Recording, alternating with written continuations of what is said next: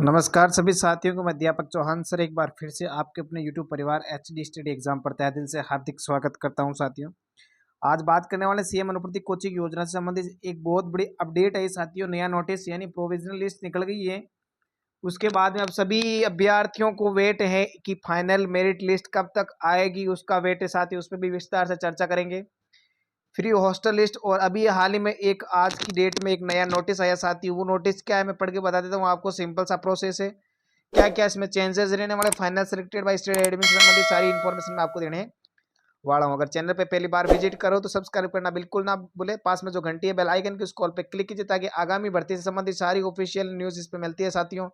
और CM Anuprati coaching योजना और प्लस साथ में शिक्षक भर्ती को समर्पित मात्र ये चैनल आपको शानदार कंटेंट के साथ उपलब्ध कराया जा रहा है साथियों। आपका अपना परिवार HDCD एग्जाम। चलो बात करते हैं।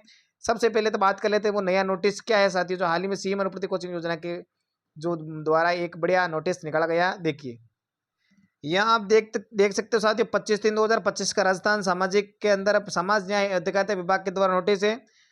नोटिस क्या है साथियों में पूरा बेसिक जो मेन बात है वो आपको बता देता हूँ। इसमें विषय है मुख्यमंत्री अनुपूर्ति कोचिंग योजना अंतर्गत 2024 और 25 हेतु जो अभ्यर्थियों ने आवेदन किया है उन आवेदन पत्रों के अंदर जो डॉक्यूमेंटों की जांच सत्यापन किए जाने के संबंध में एक निर्देश निकाला गया। किसके द्वारा? ये है जिला अपने परिवीक्षा समाज कल्याण अधिकारी की सामाजिक न्याय अधिकारिता विभाग डीडवना कुचामण के द्वारा साथियों इसमें निकाला गया है। जिसमें ये क्या बात कही कि इसमें आराम से सुन लीजिए।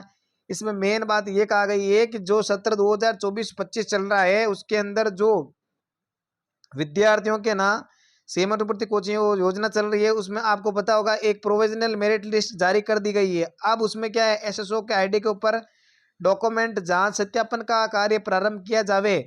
वो कार्य चल रहा है साथियों। जो डीडवाना कुचामण के अंदर जो जितने भी अभ्यर्थी है उस जिले के हैं तो उनके कार्य प्रारंभ हो गया अपने डॉक्यूमेंट चेक करने का, और उसके पश्चात एक वो फाइनल अंतिम सूची जारी तैयार करे। उसके संबंध में ये नोटिस निकाला गया और उस नोटिस में स्पष्ट ये कहा गया है कि इसके अंदर जो बैंक खाते की जो आके और आय प्रमाण पत्र को लेकर बड़ी समस्या आ रही है, उसमें क्या क्या दिक्कत आ रही है उसमें उन्होंने स्पष्ट किया है कि जो आपके सीएम अनुपूर्ति कोचिंग योजना का जो है प्रपत्र जो ऑर्डर निकाला गया था इसके अकॉर्डिंग उसमें उसकी क्रम संख्या डी के अंदर जो आय प्रमाण पत्र आप बनाते हो ना, तो आय प्रमाण पत्र बनाने के लिए आपको पता होता है गजेटियर ऑफिसर का सिग्नेचर करने हैं जिसको बोलते हैं राजपत्रित अधिकारी। जिसमें से आपको देखो प्रमुख प्रधान है, प्रधान जिला परिषद सदस्य उनके सिग्नेचर करवा सकते हो आप, ग्राम सेवक के करवा सकते हो, पटवारी महापौर नगर निगम सदस्य हो, नगर पालिका सदस्य हो, संबंधित PHC हो जो डॉक्टर वगैरह बैठते हैं, CSC चिकित्सा अधिकारी वो है, BDO है, BDO साहब उनके द्वारा करवा सकते हो। सहायक अभियंता सरकारी स्कूल में जो है वो, या कॉलेज का प्रधानाध्यापक प्रधानाचार्य या व्याख्याता कोई भी आप आय प्रमाण पत्र उत्तरदायी जिनको गजेटियर ऑफिसर बोला जाता है साथियों वो कर सकते हैं, इनमें अलाउ है। ये स्पष्ट बात की गई है आय प्रमाण पत्र के लिए। और आय प्रमाण पत्र मिल जाएगा आपको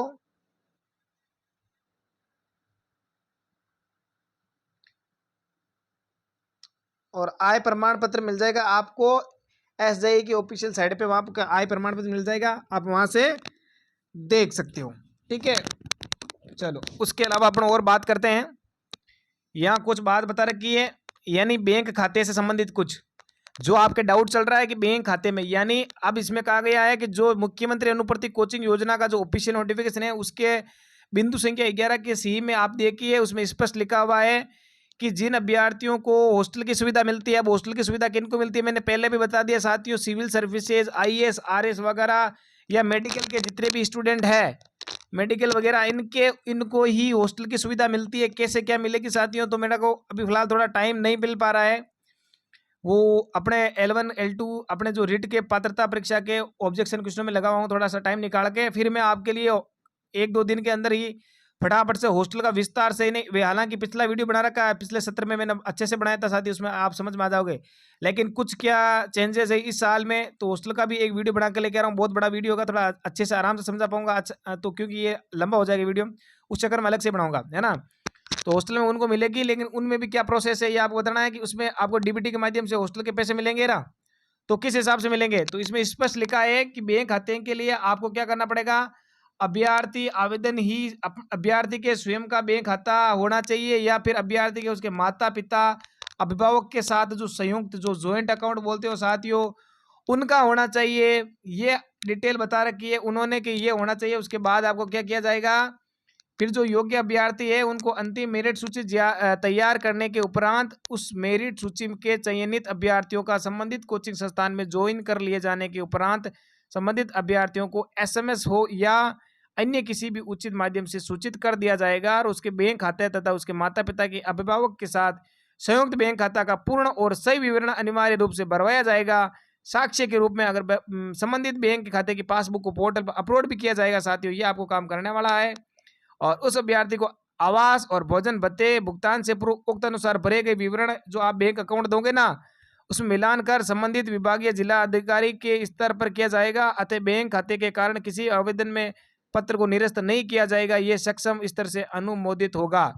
यहाँ स्पष्ट बता रखा है कि अगर आपके पास ये समस्या ये है, अपना खुद का अकाउंट, मम्मी पापा का साथ जॉइंट अकाउंट है, तो कोई प्रकार की इश्यू नहीं होगी। ठीक है, लास्ट में लिखा अतः बैंक खाते के कारण किसी भी आवेदन पत्र को निरस्त नहीं किया जाएगा। ये सक्षम स्तर से अनुमोदित होगा साथियों।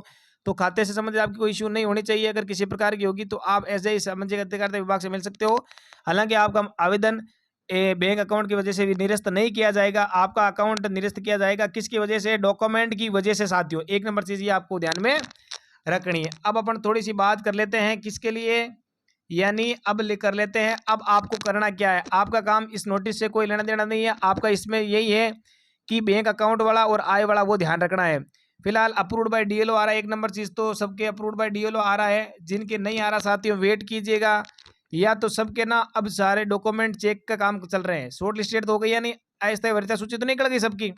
अब काम चल रहा है फिलहाल अप्रूव्ड और रिजेक्ट वाला, दो ही काम। जिनके डॉक्यूमेंट गड़बड़ तो रिजेक्ट किया जा रहा है और जिनके डॉक्यूमेंट सही उनको अप्रूव्ड किया जा रहा है। रिजेक्ट वाले क्या करें, ऐसे ही मंत्रालय के पास या सामाजिक न्याय अधिकारिता विभाग के पास जाइए, डीएलओ के पास, वहाँ अपना जो रिजेक्ट फॉर्म उसको सही करवाए। और अप्रूव्ड वाले क्या करें, रोजाना एसएसओ को चेक करते रहे और एसएसओ में क्या समस्या आ रही है वो चेक करते रहे। अभी हाल ही में एसएसओ को चेक करते हो तो HTT करके एक एरर आ रहा है ना, नहीं आ रहा है एरर वगैरह, तो वो साथियों ना आपकी साइड की वजह से आ रहा है। कोई इश्यू नहीं, डोंट वरी, लोड ना लेना आपका। आप यूँ सोच रहे हो कि एसएसओ साइड वाइड कहीं हैंग हो गई या अपना साइड अपना लॉक कर दी गई, नहीं, कुछ नहीं है।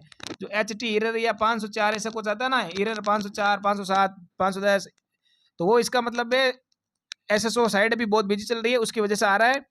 जिनके फॉर्म अप्रूव हो गया है, अप्रूव्ड बाय डीएलओ, वो आप क्या करें, एसएसओ को ओपन करो, सीधा रोजाना चेक करते रहो। उसमें final selected by state admin नाम आना चाहिए। ठीक है, final selected by state admin अगर नाम आ गया तो समझो आपका कोचिंग मिल गई है। और उसके बाद जब जैसे वो नाम आ जाएगा आपकी एक अंतिम सूची तैयार की जाएगी। उस अंतिम सूची तैयार करने के बाद सारे दस्तावेज लेके आप कोचिंग संस्थान में जाएंगे। अब समस्या आ रही है फाइनल अंतिम सूची कब तक आएगी साथियों, तो मैं बता देता हूं, धैर्य बना के रहिए साथियों। 30 मार्च यानी ये मार्च एंडिंग तक तो आपके चलेंगे क्या, फॉर्म ये अप्रूव्ड वाला काम, सत्यापन फॉर्म डॉक्यूमेंट सत्यापन वाला काम। ठीक है, ये काम चलने वाला सत्यापन का लास्ट तक। तो अब उसके आगे जो फाइनल मेरिट लिस्ट है, अंतिम चयन सूची साथियों, तो वो आपके निकल जाएगी। अंतिम चयन सूची यानी अप्रैल के अंदर, मान के चलो अप्रैल फर्स्ट वीक के अंदर आपके माना की अंतिम सूची आ जाएगी साथियों। क्योंकि ये अप्रैल में सेशन स्टार्ट करने वाले हैं तो बहुत ही जल्द आने वाले। फाइनल सूची जब भी आएगी मैं टेलीग्राम पे डाल दूंगा, इंस्टाग्राम पे डाल दूंगा, यूट्यूब पे डाल दूंगा, आपको ये बता दूंगा। आप टेलीग्राम से जुड़ जाइए जिसकी लिंक वीडियो के डिस्क्रिप्शन में दे रखी है। और कई सारी PDF पे पिछली कट ऑफ वगैरह सीटों का वर्गीकरण है। ऐसे प्रोविजनल सूची अभी तक आपको नहीं मिली है, वो भी टेलीग्राम पे डाल रखी है, वहाँ से आप ज्वाइन कर सकते हो। टेलीग्राम की लिंक वीडियो के डिस्क्रिप्शन में है, वहाँ से ज्वाइन करो और सारी PDF डाउनलोड कर लो, देख लो आराम से। और सीटों का वर्गीकरण देख के और आपकी रैंक देख के दोनों को आप कट ऑफ का अंदाजा भी लगा सकते हो, वो भी आप आराम से देख सकते हो। जब भी फर्स्ट लिस्ट आएगी अंतिम सूची में आपको बता दूंगा। आप तो एसएसओ चेक करना और final selected by state admin निकालना। ये साथियों थी आज की ऑफिशियल न्यूज़। इसके अलावा आपको कोई भी डाउट है तो कमेंट में जरूर कीजिए साथियों। मैं 24/7 आपके हर प्रकार की हेल्प करने के लिए तत्पर रहूंगा साथियों। Thanks for watching. मिलते हैं आपको अगले नए वीडियो में, तब तक के लिए धन्यवाद। जय हिंद, जय श्री कृष्णा।